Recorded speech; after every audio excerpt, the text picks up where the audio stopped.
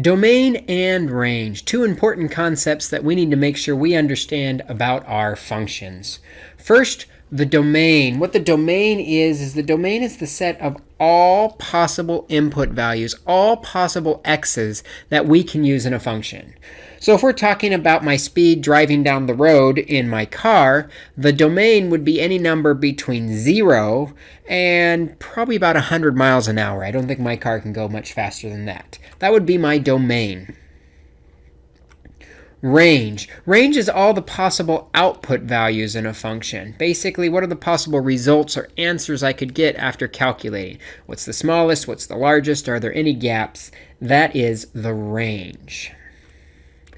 Some people truly believe there is no limit to their domain or range, but actually generally there are a few limits we need to be aware of.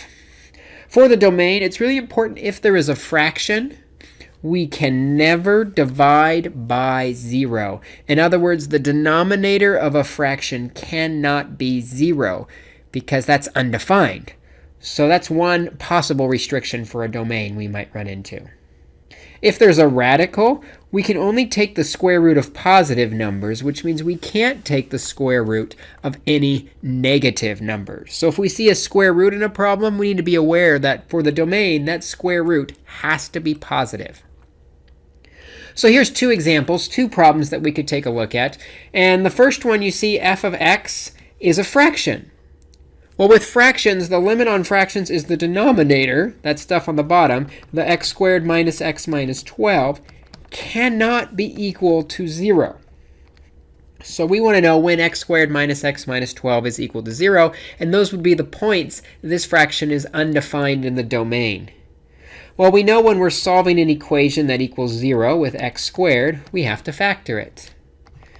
X squared is x times x, and 12 is 4 times 3. If the 4 is negative and the 3 is positive, that gives us the negative 1x on the inside. And then we set each factor equal to 0, x minus 4 equals 0, or can't be 0 in this case. And x plus 3 can't be 0. So if we add 4 to both sides, we see that x cannot be 4. And if we subtract 3 from both sides, we'll see x also cannot be negative 3. So the domain is x is not 4 and x is not negative 3. Or we might want to express it in interval notation. The smallest value it could be is negative infinity, all the way up to negative 3, but it can't be negative 3.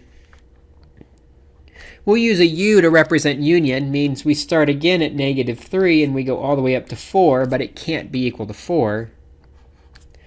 A union to say we're going to combine it also with 4 all the way up to infinity. But basically the negative 3 and 4, because of the curved parentheses, are not included in this domain. The second function here, the g of x function, you see we have a radical. And we know that whatever is inside the radical must be positive. In other words, the 3x minus 5 must be greater than or equal to 0. Well, we've solved inequalities like this before. We know we can add 5 to both sides. And 3x is greater than or equal to 5. Divide both sides by 3. And x is greater than or equal to the fraction 5/3. Or if we want to do this in interval notation, a square bracket because we can be equal to the 5/3.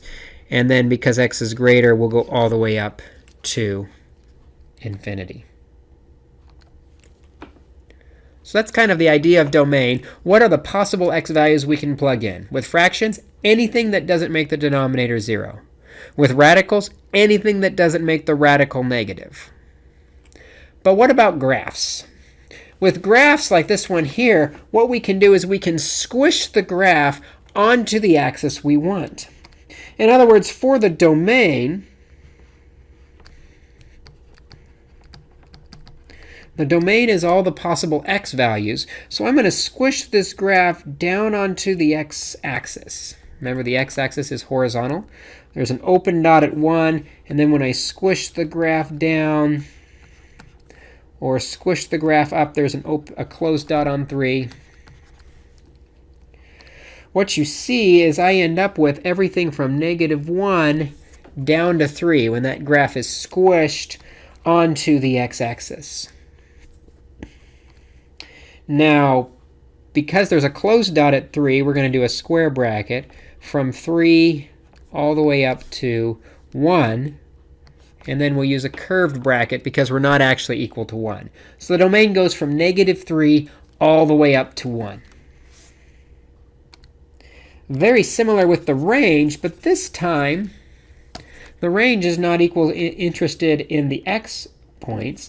The range is equal in the y points. So we're going to squish the graph the other direction, and we're going to squish it onto the y-axis. So we've got a closed dot at the 5, and then we squish it onto the y.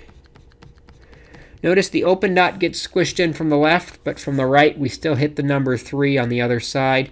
So basically we squish in, and what I see is we're hitting everything this time from the 5 all the way up to the 4.